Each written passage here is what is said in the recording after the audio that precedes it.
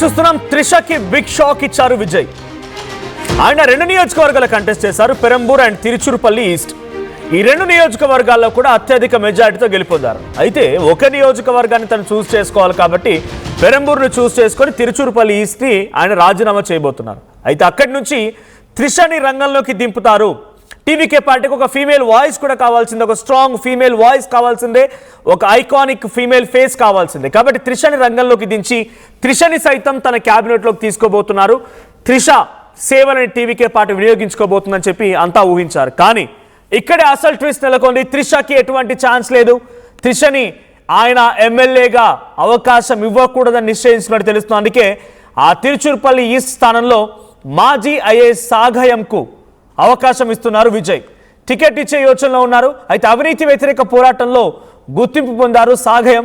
And గతంలో mining స్కామ్ల పైన కూడా విచారణ చేపట్టారు. చాలా మంది పొలిటీషియన్స్ ని, బ్యూరోక్రాట్స్ అందరినీ కూడా ఆయన ఊసలు లెక్క పెట్టించారు. కాబట్టి Sagayam is a sincere police officer గా ఆయనకి సిన్సియర్ ఐఏఎస్ ఆఫీసర్ గా పేరు ఉంది. అట్ ది సేమ్ టైం మంచి హ్యూజ్ ఫ్యాన్ బేస్ కూడా ఉంది.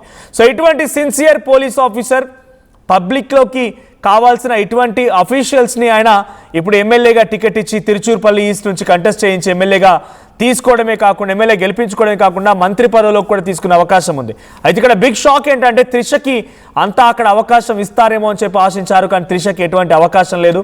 సో సాగయం అనుభవం ప్రభుత్వానికి అవసరమని భావించిన విజయ్ ఆయనకి తిరుచురుపల్లి ఈస్ట్ నుంచి టికెట్ ఇవ్వబోతున్నారు. అయితే పెరంబూర్, తిరుచి రెండిట్లో గెలిచిన విజయ్ తిరుచిని అక్కడ వదిలేసి సాగయంకి ఇవ్వబోతున్నారు. అయితే ప్రస్తుతానికి త్రిషకు అక్కడ అవకాశం ఇస్తుందంతా భావించారు. కానీ అది బిగ్ షాక్ అని చెప్పాలి. అయితే మరి ఇదొకటే అవకాశం ఉందా, ఇంకేది అవకాశం లేదా అనుకుంటే, ప్రభుత్వంలో మంత్రివర్గంలో తీసుకోవాలనుకుంటే డెఫినెట్గా ఎమ్మెల్యేగా ఉండాల్సిందే. బికాజ్ తమిళనాడులో ఎమ్మెల్సీ లాంటి అవకాశాలు లేవు. అయితే ఇంకోవైపుగా టీవీకే పార్టీ విజయ్ అధికారంలోకి రాబోతున్నారు అనుకునే సమయంలో ఏకంగా త్రిషనే ముఖ్యమంత్రి అని చెప్పేసుకున్నారు అందరూ. ఎందుకంటే గతంలో త్రిష ఒక ఇంటర్వ్యూ చెప్పుకొచ్చింది, మీరు ఏం కావాలనుకుంటున్నారంటే సీఎం కావాలనుకుంటున్నాను, అవును నిజమే అని చెప్పుకొచ్చింది ఆవిడ.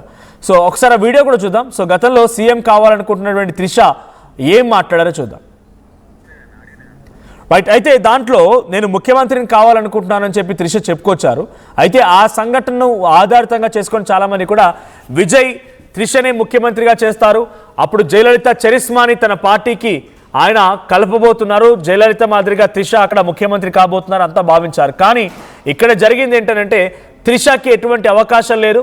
త్రిష ఎక్కడ కూడా ముఖ్యమంత్రి అవకాశం లేదు. త్రిషకి క్యాబినెట్ హోదా కూడా ఇవ్వడం లేదు. అవసరమైతే ఒకవేళ తన ఫీమేల్ వాయిస్గా చూడాలనుకుంటే పార్టీలో ఒక కీలకమైన పదవి ఇచ్చే అవకాశం ఉంది.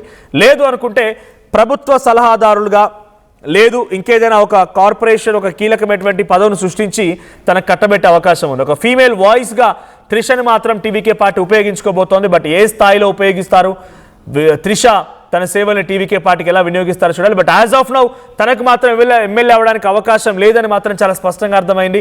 తిరుచురుపల్లి ఈస్ట్ నుంచి సాగయం అనేటువంటి ఒక sincere IAS officer, huge fan base కలిగినటువంటి పబ్లిక్ ఓరియంటెడ్ ఒక రిప్రజెంటేటివ్గా పనిచేసినటువంటి సాగయంకి తిరుచురుపల్లి ఈస్ట్ టికెట్ ఇవ్వబోతున్నారు. సో దీనికి సంబంధించి మరిన్ని అప్డేట్స్ ప్రతినిధి మధు అందిస్తారు. మధు, సో త్రిషకి నో టికెట్, తనని ప్రభుత్వంలోకి తీసుకుంటారు, మంత్రివర్గంలోకి తీసుకుంటారు, ఎమ్మెల్యేగా అవకాశం కల్పిస్తారని చాలా మంది భావించారు.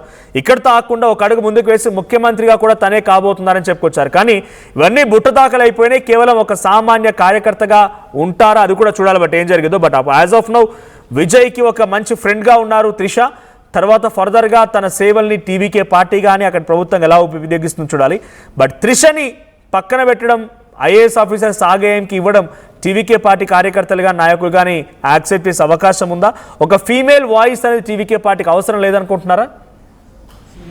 ఎగ్జాక్ట్లీ. త్రిష పేరు చర్చలోకి వచ్చినప్పటికీ కూడా ఒక డిఫరెంట్ పాలిటిక్స్ ప్రస్తుతం తమిళనాడులో జరుగుతూ ఉన్నాయి. మొదటి నుంచి కూడా సినిమా రంగానికి సంబంధించిన వాళ్ళు రాజకీయాలను ఏలుతున్నప్పటికీ రీసెంట్ గా అవినీతి పైన యుద్ధం ప్రకటించి నిజాయితీకి మారుపేరు ఉన్నటువంటి అన్నామలై ఒక సింగంగా తెరపైకి వచ్చారు. బీజేపీ అవకాశం ఇచ్చింది, రాష్ట్ర అధ్యక్షుని చేసింది. ఆయన పెద్ద ఎత్తున ప్రజలకు వెళ్లారు. తీవ్రమైనటువంటి ఆదరణ వచ్చింది, విపరీతమైనటువంటి ఆదరణ వచ్చినటువంటి పరిస్థితి.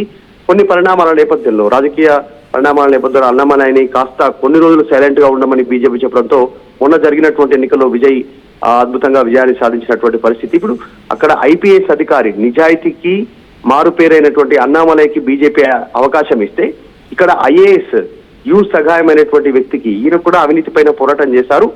పూర్తి స్థాయిలో ప్రభుత్వ వ్యవస్థ పైనే పోరాటం చేశారు. ప్రభుత్వంలో అవినీతి